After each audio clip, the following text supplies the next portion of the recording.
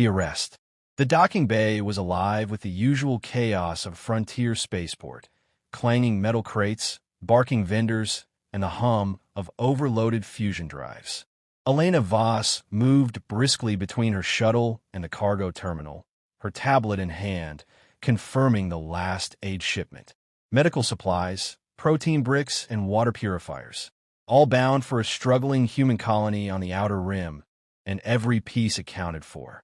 It was supposed to be a simple delivery. The first sign that something was wrong came with the sudden silence. The spaceport's background noise faded like someone had turned off the sound of the universe. Elena looked up from her tablet.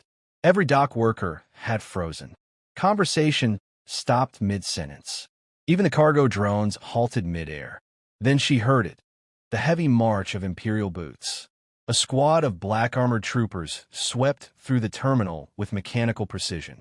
Their captain, a tall man with a cruel smile and a gold-trimmed pauldron, stopped before her shuttle. "Elena Voss?" he asked, though his tone suggested he already knew the answer. She straightened. "Yes, that's me. Is there a problem?" "You're under arrest by order of the Galactic Empire. Charges: trafficking restricted technology, inciting sedition, and aiding human insurgents." "What?" Her voice cracked. "There must be a mistake. I'm an engineer. I volunteer with the Colonial Relief Network." The captain didn't flinch. "Take her." They moved fast. Too fast. One trooper stunned her with a baton before she could resist. Her limbs went limp, her vision dimming as she hit the ground. The last thing she saw was her shuttle being sealed off by armed guards.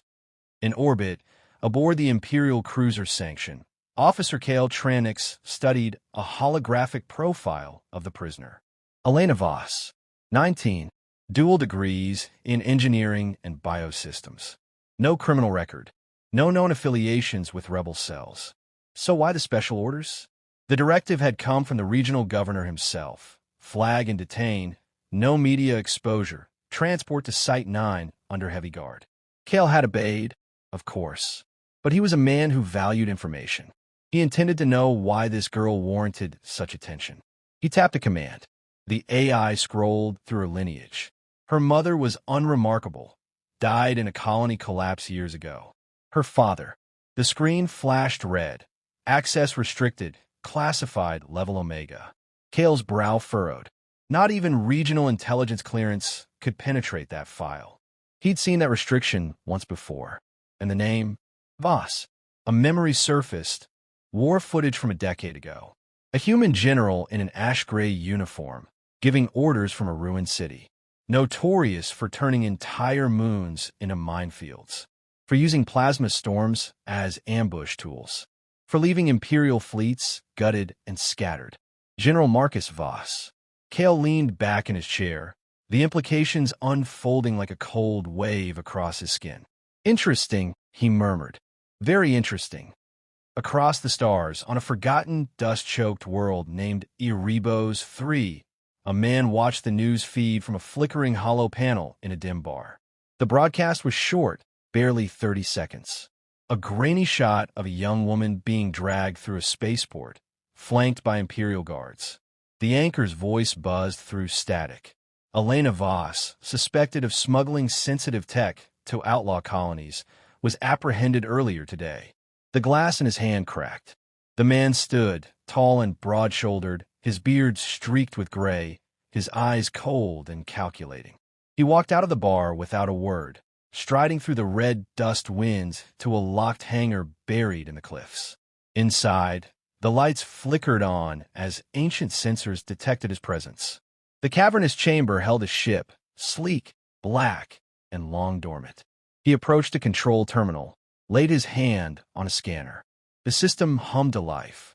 "Welcome back, General Voss." He didn't smile, didn't flinch. He only spoke one word. War, the awakening. The past had teeth. Marcus Voss sat in silence in the cockpit of the Night Wind, the old stealth corvette hidden beneath the cliffs of Erebos 3. Dust covered the consoles, but beneath the grime, everything was functional. It had to be. He'd built this ship to survive worse than time. He leaned back in the pilot's seat and closed his eyes. For 10 years, he'd tried to forget. To forget the war, the blood, the broken promises of peace, to forget the men and women who had followed him into hell and never come back. He'd lived like a ghost on a ghost world, haunted by a name that once made the Empire flinch. But the moment he saw Elena's face on the feed, everything came flooding back. He hadn't seen her in person since she was 13. After her mother's death, he'd sent her to Earth for safety, far from the battlefront, far from him. He couldn't bear to let her see what he'd become, what the war had made him. And now, the Empire had taken her. Publicly, boldly, as if daring him to come for her. He didn't need daring. He needed a target. Marcus powered up the ship. Nightwind came to life like a sleeping beast, silent, deadly cold. The stealth plating rippled with refracted light, recalibrating. Engines purred low, waiting for blood.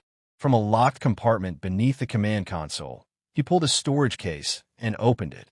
Inside, a worn tactical suit, matte gray with human sigils etched in forgotten code. His personal combat rig, patched, scarred but functional. The HUD on her face and the helmet blinked green as it synced to his retinal imprint. System ready. Threat response active. Kill threshold confirmed. Next, he activated the comms array and opened a deep space encrypted channel. The screen split into 6 quadrants, each connecting to a face from his past. Commander Sira Nox, exiled from the Martian fleet. Dredge, a former AI combat pilot, now an outlawed sentient. Ilya, demolitions expert, half bionic, all fury. Cade Voss, his estranged nephew, now a mercenary king. Echo, a rogue info broker known only through voice modulation. And finally, Captain Reese Halden, once his protege, now a smuggler with debts and grudges. They all stared back at him in silence. "I'm calling in what I'm owed," Marcus said without preamble. "The Empire took my daughter. I'm going to get her back, with or without you." "You're insane," Sira muttered. "You want to punch into the Empire's core again? After 10 years off-grid?" "Yes," he said, "but this time, I'm not starting a war. I'm ending one." There was a pause. Then, one by one, they nodded. Reese cracked a grin. "God help the Empire." Meanwhile, on the Imperial Black Site cruiser, Sentinel Crown, Elena Voss sat shackled in a cell too clean for comfort. The room buzzed with the faint hum of suppressor fields, built to contain telepaths or BioWare-enhanced prisoners. She was neither, just human, just alone. The interrogators had come 3 times already. They hadn't used pain yet, just words. Trying to bait her, asking about her father, her contacts, the relief network. She had no answers for them, none they believe. Elena stared at the blank wall, thinking of a name they'd whispered when they thought she couldn't hear. Voss. One of the guards had muttered it like a curse, another like a prayer. She hadn't seen her father in 6 years. He'd stopped sending messages long before that. Part of her had hated him for vanishing, for burying himself in the galaxy's farthest shadows.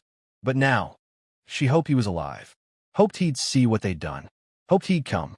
Back aboard the Nightwind, Marcus stood at the center of his war room. Hollow projections of star systems, troop deployments, and prison transport schedules lit the chamber. He wasn't a man who rushed. War was about rhythm, precision, and message. He tapped a command. An unguarded relay station on the edge of Sector 9 went dark. A weapons cache under a false mining outpost vanished in a plume of fire. A deep space relay suddenly broadcast an old human war slogan. "The Black Dog hunts again." Every Imperial officer who knew the history of the human wars felt a cold shiver crawl up their spine. Marcus Voss was back, and he was coming, the storm. The night wind glided through the void like a shadow made flesh, silent and unseen.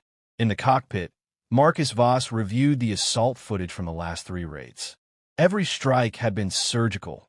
No wasted fire, no civilians harmed, no trails left behind. But they all carried his signature: speed, precision, ruthlessness. His daughter was still out there, somewhere inside the Empire's Black Zone prison network. And every time he struck, he made the same demand across hijacked channels. "Return Elena Voss, or I will come through every wall between us." The Empire didn't respond. Not with words, but they were reacting. Harder patrols, repositioned fleets, encrypted chatter that screamed panic under its disciplined formality. Good. Aboard the Sentinel Crown, Elena's cell vibrated subtly, a low rumble beneath her feet, like distant thunder. The guards were whispering again, more anxious now. Something was happening outside the veil of steel walls. The interrogations had stopped.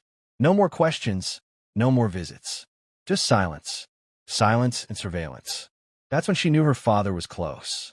When the Empire grew quiet, it meant it was thinking. And when it was thinking, it was afraid. She stood and paced her cell. One guard, young, nervous, watched her too intently. She stepped forward, her voice steady. Tell me what's going on. He flinched. You think you have any? Elena Voss, she interrupted calmly. Daughter of Marcus Voss. If he's coming, you should be more worried than I am. The guard swallowed hard.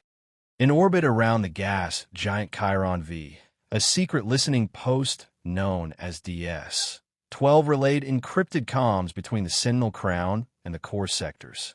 It was also where Marcus made his next move. The night wind dropped from hyperspace behind the planet's magnetic shadow, cloaked in electromagnetic scatter fields.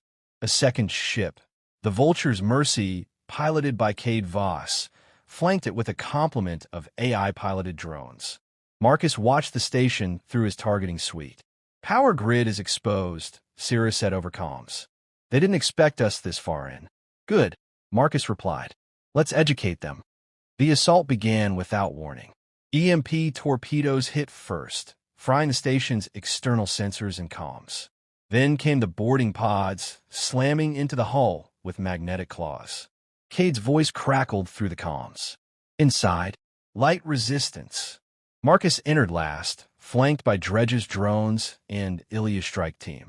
The inside of DS-12 was dim and chaotic, security scrambling, alarms blaring, walls echoing with orders they no longer controlled. They reached the command core in minutes. Marcus found the senior officer cowering beneath a console. He didn't raise his weapon. He didn't need to. Where is Sentinel Crown? Marcus asked. The man stammered. We don't have her location. It's scrubbed. Chain Command moved her 2 days ago. She's off-grid. Marcus knelt, his voice even.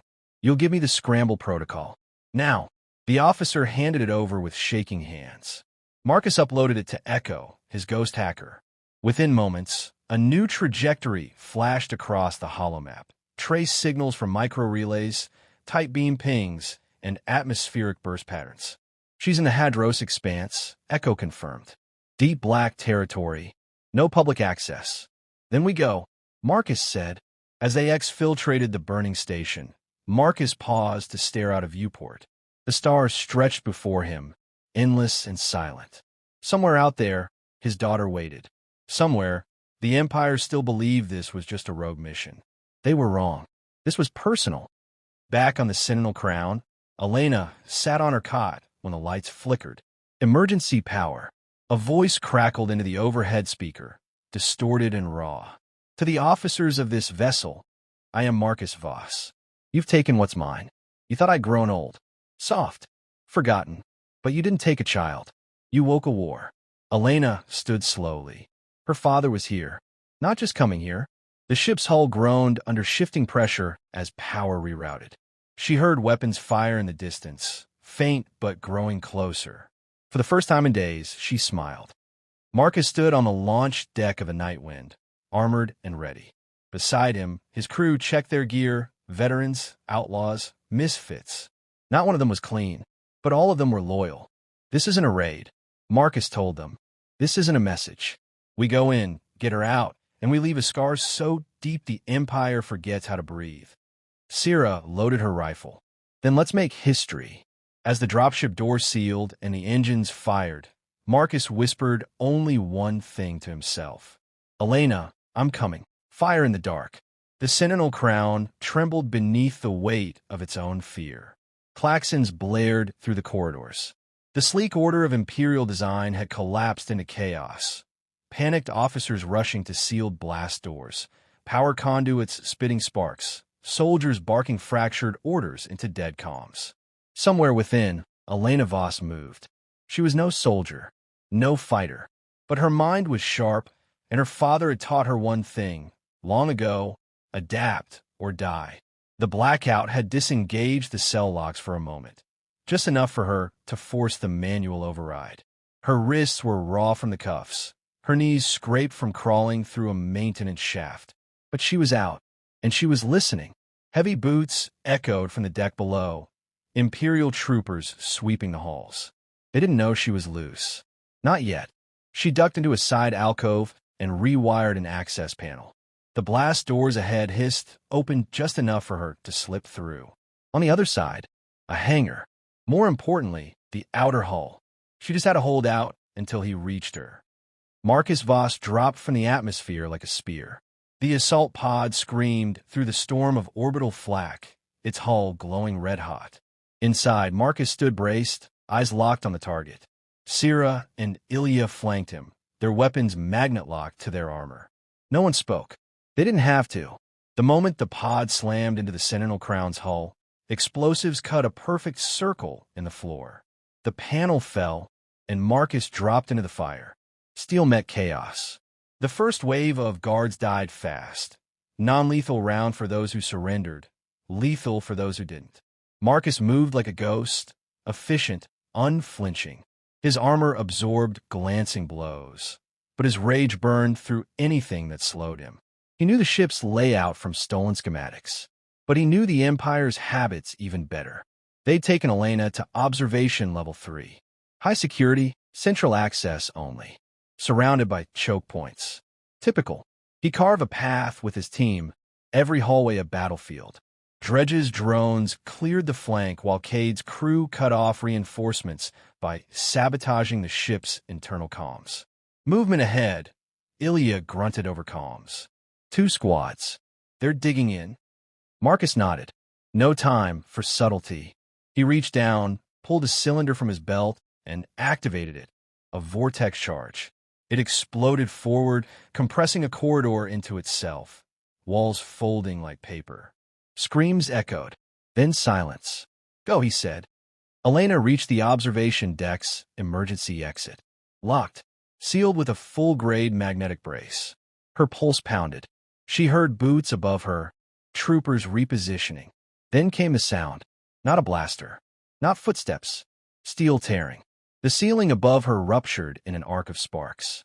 A man dropped through, gray tactical armor, plasma rifle slung on his back, helmet faceplate reflecting her wide eyes. He pulled the helmet off, and for the first time in years, she saw his face. Older, scarred, tired, but unmistakably her father. Dad, he exhaled. You held out. You came for me. Always. They didn't embrace. Not yet. Time was still the enemy. Sira and Ilya dropped in behind him, already covering the entrance. We got company inbound, Sira called.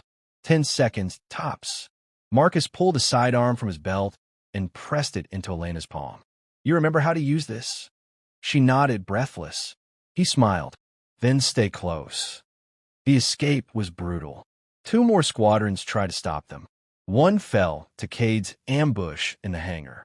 The other made it to the main corridor, until Marcus detonated the fuel lines beneath them, collapsing the deck. They moved fast, cutting through vent shafts and sealed maintenance tunnels. Every time they stopped, someone nearly died. But Marcus never hesitated. He was a machine, fueled by purpose. The kind of man the Empire tried to forget existed.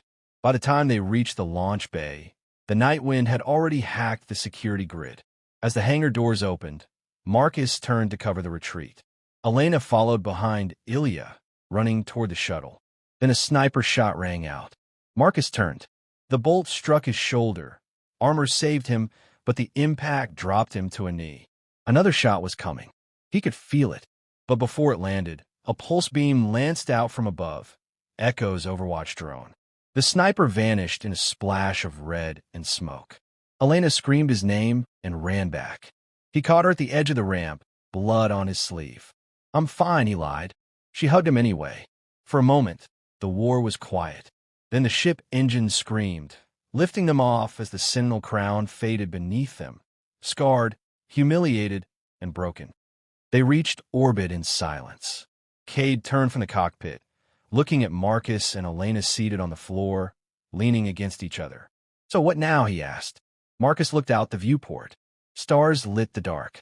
"Now," he said, "we make sure this never happens to anyone else's daughter again.